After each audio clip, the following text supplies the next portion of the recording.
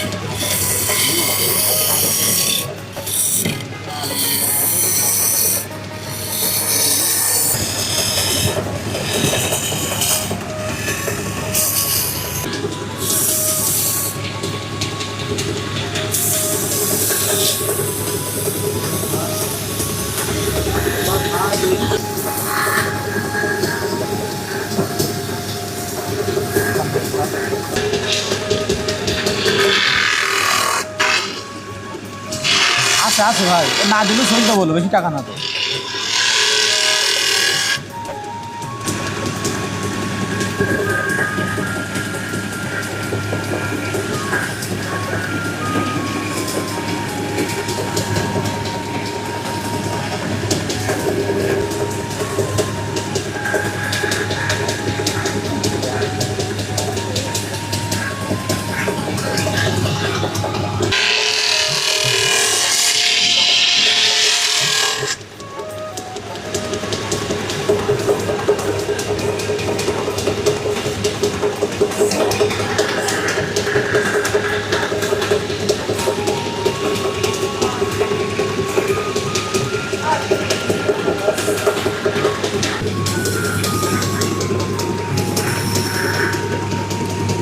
এই সে কষ্ট করে আনা সেই চন্দন কাঠ প্লেট বানানো, বাসায় যে একসাথে খাওয়া দাওয়া করেন ভবিষ্যৎ। ওয়াও দর্শক, ভাবি তো নেই, তারপরও দর্শক এই যে চন্দন কাঠের এত সুন্দর একটা প্লেট তৈরি করে দিলে ইউনুস ভাই। যতদিন ভাবি না আসে ততদিন যত্ন করে রেখে দেবেন। বাহ, ভাবি যতদিন না আসে ততদিন যত্ন করে রাখতে বললো।